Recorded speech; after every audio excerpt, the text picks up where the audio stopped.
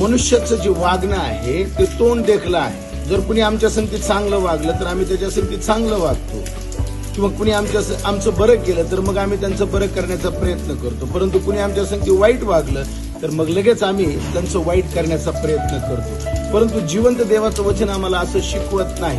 आम्ही देवाचे लेकरं आहोत, देवाचे पुत्र आणि कन्या आहोत, म्हणून जिवंत देवाचा स्वभाव आम्हाला ठेवणं गरजेचं आहे. मत्ते सुवर्तमान याचा 5वा अध्याय आणि 45व्या वचनामध्ये स्पष्ट रीतीने सांगितलेलं आहे की तो जिवंत देव जे न्यायी आहेत, धर्मी आहेत त्यांच्यावरही पाऊस पाडतो आणि जे दुर्जन आहेत त्यांच्यावरही पाऊस पाडतो.